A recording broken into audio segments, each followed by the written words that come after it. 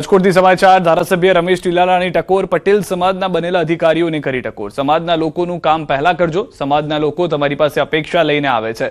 સંગઠન પ્રમુખ અનાર પટેલે કહ્યું કે કોઈ પણ ફાઇલને પોઝિટિવ કરવી કે નેગેટિવ કરવી તે સત્તા અધિકારીના હાથમાં જ છે। નરેશ પટેલે સમાજના યુવાનોને પ્રેરણા આપી। ક્લાર્કથી કલેક્ટર અને સરપંચથી સાંસદ સુધી સમાજના યુવાનો વચ્ચે હોદ્દા પર પહોંચે તે જ લક્ષ્ય છે। કાગવાડ ખોડલધામ ખાતે લેવા પટેલ સમાજના સરકારી અધિકારીઓ અને કર્મચારીઓનો ભવ્ય સન્માન समारोह योजायो હતો।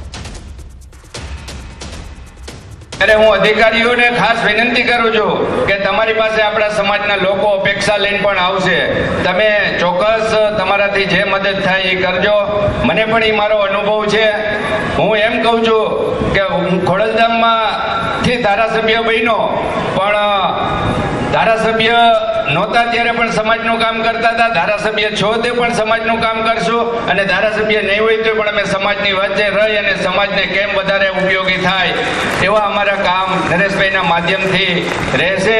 આપણા હાથમાં હોય છે કે આપણે ફાઇલને પોઝિટિવ કરવી કે આપણે ફાઇલને નેગેટિવ કરવી, અને એ સત્તા અધિકારીશ્રીઓ પાસે છે।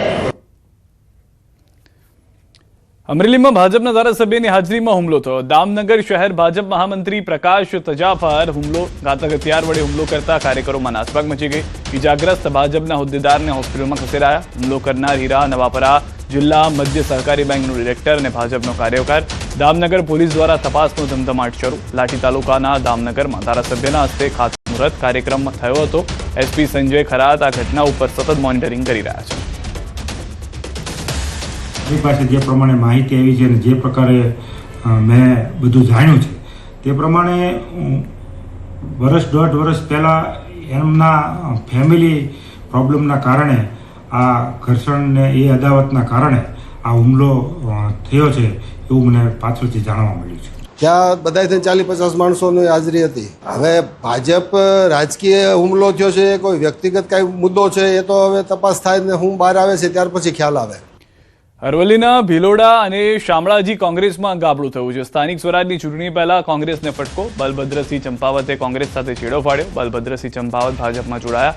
200 કોંગ્રેસના કાર્યકરો ભાજપમાં જોડાયા। કોંગ્રેસના પૂર્વ પ્રમુખ, જિલ્લા પંચાયત સદસ્ય તેમજ કાર્યકરોએ કેસરીયો ખેસ ધારણ કર્યો। 400 કરતા પણ વધારે કાર્યકર્તાઓ ભાઈ શ્રી બલભદ્રસિંહજી ચંપાવત અને અસંખ્ય કાર્યકર્તાઓ આજે કોંગ્રેસની ભાગલાવાદી રાજનીતિ, પરિવારવાદી વાળી રાજનીતિને ત્યાગ કરીને રાષ્ટ્રવાદી વિચારધારાવાળી ભારતીય જનતા પાર્ટીમાં જોડાયા છે।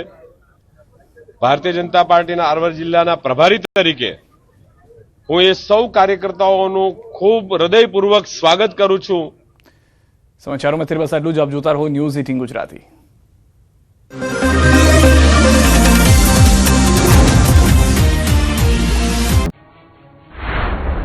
ગરમી વચ્ચે માવઠાનું સંકટ, કાળઝાળ ગરમી વચ્ચે પડશે વરસાદ, અંબાલાલ પટેલની મોટી આગાહી। હાલ રાજ્યમાં કાળઝાળ ગરમી પડી રહી છે। હવામાન વિભાગે પણ ભારે ગરમીની આગાહી કરી છે। આ તમામ વચ્ચે અંબાલાલ પટેલે ખેડૂતોને ચિંતા થાય તેવી આગાહી કરી છે। અંબાલાલના મતે ખેડૂતો માથે ફરી માવઠાનું સંકટ ઊભું થવાનું છે। ગુજરાતના હવામાનમાં પલટો આવશે। માવઠા સાથે કરા પડવાની શક્યતા વ્યક્ત કરવામાં આવી છે। 16 થી 20 માર્ચમાં પશ્ચિમ વિક્ષેપો આવવાના છે। પશ્ચિમ વિક્ષેપોના કારણે કરા સાથે વરસાદ પડશે। સૌરાષ્ટ્ર તેમજ કચ્છમાં વરસાદની આગાહી વ્યક્ત કરાઈ છે। સૌથી 18માં પરિવર્તન તો આવશે, પરંતુ તારીખ 16 થી લગભગ 20-22 સુધી